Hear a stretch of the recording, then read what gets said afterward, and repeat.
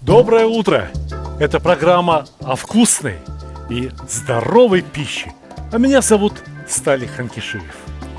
Сейчас я вас удивлю. Вот ответьте сами себе на вопрос. Какой шашлык вы считаете самым вкусным? Из чего? Из какого мяса? И приготовьтесь удивляться.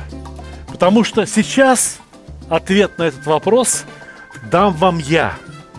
Но сначала мне надо почистить ананас. И ананас будет одним из ингредиентов сегодняшнего шашлыка. Вы пробовали когда-нибудь приготовленный на мангале ананас? Сегодня у вас есть такой шанс. Твердую сердцевину вырезаем. Ну а получившиеся лодочки нанизываем на шампур. Но это еще не все. Шашлык из ананаса мы тоже замаринуем. Знаете чем? Кокосовыми сливками. Здесь есть один секрет. Кокосовые сливки продаются практически в любом супермаркете. Но когда вы вскрываете банку, ни в коем случае не взбалтывайте ее и не перемешивайте. Снимите только верхнюю часть, очень густую. И этой верхней густой частью смазывайте ананас.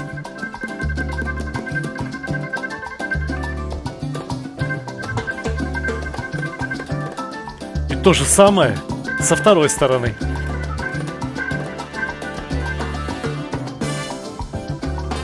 Кокосовые сливки – удивительный продукт. Видите, сейчас они своей консистенцией напоминают густую сметану. А поставишь на мангал и закарамелизируются, образуют на ананасе как бы ароматную корочку. Но для того, чтобы усилить этот аромат, для того, чтобы ярче выделить вкус ананаса, мы все это присыпем смесью приправ. Вот они. В составе этой смеси сахар, черный перец, корица, гвоздика и кардамон. Знаете, чтобы не собирать так много специй, купите пакетик специй, предназначенных для приготовления глинтвейна. Там уже все есть. Добавьте сахар и густо обсыпайте ананасы. Сахар тоже расплавится. И сахар тоже образует как бы корочку из леденца со специями. А целебный, способствующий пищеварению сок ананаса останется внутри. Он достанется едокам. Тем самым едокам, которые будут наслаждаться удивительным шашлыком из утиной грудки. Да, из утки, из утиной грудки можно приготовить лучший, по моему мнению, шашлык. Да, именно жирненькая, молоденькая, хорошо выкормленная утка является самым лучшим материалом для приготовления шашлыка, по мнению Сталика Ханкишиева. Маринад для этой утки очень простой, но подготовка достаточно сложная и требующая некоторого умения. Давайте, пока я насаживаю уточку на шампуры и развожу уголь, я вам все покажу. Иногда с нашими людьми такое случается. Купят чего-нибудь эдакого, глотнут, попробуют и говорят: это на маринад оставим. Теперь у меня дома есть самый лучший коньяк для того, чтобы замариновать самый вкусный продукт для шашлыка – утиную грудку. Но прежде чем дойдет дело до маринада, с грудкой необходимо поработать. Каждую грудку необходимо надрезать по шкуре, прорезая только слой жира под кожей. А слой мяса под шкурой не трогать ни в коем случае. Итак, остро наточенный нож и наискосок через 1,5-2 миллиметра, чтобы образовалась эдакая сеточка, через которую утиный жир будет выплавляться очень легко. Да и маринаду к утиной плоти будет легче подобраться. Поверьте, утиная грудка заслуживает таких хлопот. Ведь она удивительно вкусна сама по себе. И чтобы не исказить ее вкус и аромат, мы посыпаем ее только солью и черным перцем. Больше ничего не надо. Аккуратненько соль и перец. И со стороны кожи, и со стороны утиной грудки. Но утиная грудка тем и отличается от всего остального, что ее вкус менять не следует. Утиной грудке, если что-то и подойдет, то нечто фруктовое, легкое, ягодное. Именно такой вкус, а точнее послевкусие, останется от фужера очень хорошего коньяка. Коньяк сработает дважды. Сначала во время маринования он предохранит грудку от порчи. Так работает алкоголь. А когда мы будем готовить грудку на мангале, алкоголь, разумеется, испарится, и останется только вот это волшебное ягодное послевкусие, которое в плохом коньяке, а тем более в фальшивке, в подделке, быть просто не может. Пусть грудка помаринуется дня 2, ну уж хотя бы ночь, в холодильнике. Сложность приготовления этого шашлыка состоит не столько в мариновке либо выборе ингредиентов, сколько в правильном его приготовлении, в правильной термической обработке. Загляните в мангал. Угля я беру совсем немного. Обратите внимание, угля я взял совсем немного, да и тот распределил по периметру. Центр у меня абсолютно свободен. Более того, вдоль угольков я насыпаю щепку. Щепку для копчения. Ведь уголь сам по себе, хороший уголь, никакого дыма не дает. А грудка на первоначальном этапе ее приготовления будет именно что коптиться. Причем коптиться она будет шкурой вниз. И для того, чтобы дым как можно лучше пропитал грудку, я накрываю мангал крышкой. И можно накрыть какой угодно крышкой, да хоть тазиком. Самое главное, чтобы хоть что-то задерживало дым возле утки как можно дольше.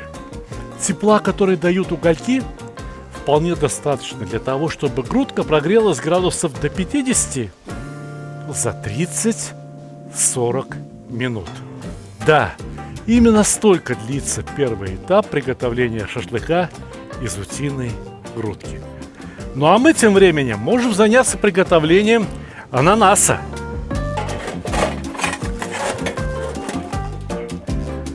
Под ананас можно насыпать уголька несколько побольше, чем под утку. Ананас тоже будет прогреваться довольно долго, но ананас следует прогреть градусов до 80-90 внутри и градусов до 130-150 на его поверхности, чтобы вокруг ананаса образовалась та самая карамельная корочка. Обмахнем угольки, чтобы они загорелись поярче. Ну и где там ананас?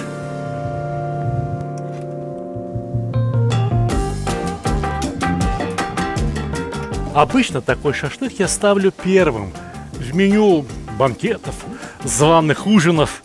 Он здорово разжигает аппетит и убеждает всех в мастерстве повара.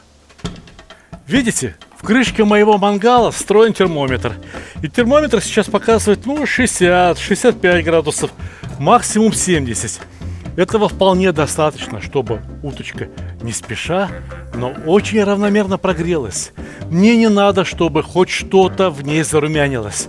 Но мне очень надо, чтобы из утки сейчас вытопился лишний жир. Вы понимаете, как устроена утиная грудка? Вот шкура, под ней хороший слой утиного жира, а дальше мясо. Собственно говоря, сама грудка. Так вот, для того, чтобы превратить шкурку в нечто хрустящее, из-под нее необходимо вытопить лишний жир. Жир не пропадет даром. Капая на горячий металл мангала, жир обратится в дым.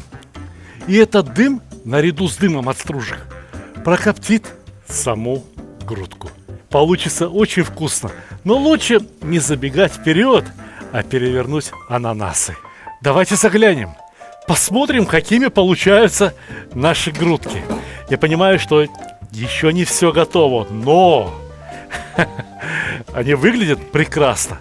Посмотрите, сколько жира вытапливается из каждой грудки. Можно смазать этим жиром утиное мясо, пусть постоит в сторонке.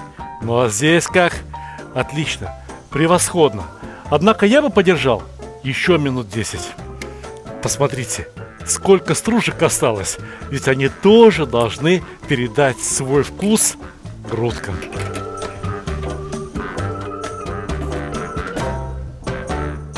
Да чего же сладко пахнет ананас! Да чего же аппетитные запахи издает уточка! Но теперь два этих запаха необходимо совместить в один. Смотрите внимательно. Я убираю с мангала и утиные грудки, которые уже на 90% готовы, и ананас.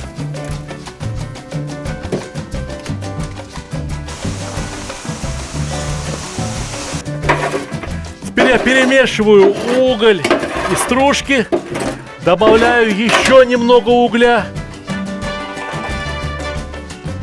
Отлично! Утиный жир, что накапал в мангал, наконец-то вспыхнул. Вот и пусть прогорит сейчас, пока утка отдыхает. И она отдыхает не просто так. Сейчас внутри этой утиной грудки происходит теплообмен. Постепенно, очень постепенно тепло проходит в слой мяса. Но жира внутри утки еще более чем достаточно. Сейчас поставим на сильный уголь, и буквально пойдет дождь из утиного жира. А утиный жир, ну вы видели, как он горит. Да им машины заправлять можно. И что же делать? Как нам устроить, чтобы утиный жир не горел? А очень просто. Уменьшить его концентрацию. Уточка, ананас. Уточка, ананас. С ананаса жир капает? Нет. А с утки? Ну и пусть капает. Пусть капает по чуть-чуть. Вот теперь опахало в руки и наводим лоск, наводим румянец, что на утке, что на ананасе. Со стороны шкуры хоть сейчас на стол подавай. Со стороны мяса мы ее тоже поджарим, но совсем чуть-чуть, буквально минуточку. Как узнать, готова ли утка? Да очень просто. Можно узнать при помощи термометра, но я могу узнать и при помощи пальца. Дело не в том, что мой палец заменяет термометр. Дело в том, что мой палец вполне способен оценить, насколько упругой стала грудка. Вполне упругая, значит, готово. Может быть, еще немного румянца со стороны шкуры. Я хочу, чтобы шкура получилась несколько хрустящей. И можно будет подавать. По букету ароматов я чувствую, что все готово. Осталось только нарезать и выложить красиво на блюдо.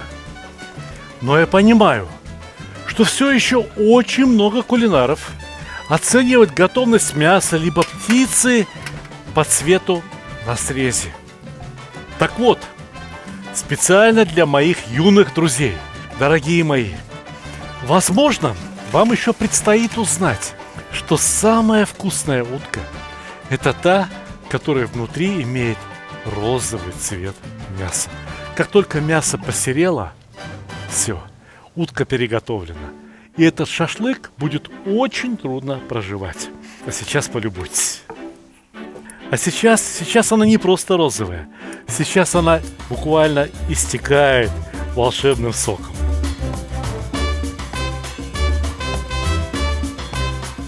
И ананас. Ананас внутри должен стать полупрозрачным. И я понимаю, что очень многие с трудом представляют себе, а как же сочетается мясное и сладкое. А вы попробуйте, ведь я не случайно нарезал ананас на то же количество ломтиков, что и утку. Попробуйте сочетать. Это невероятно вкусно.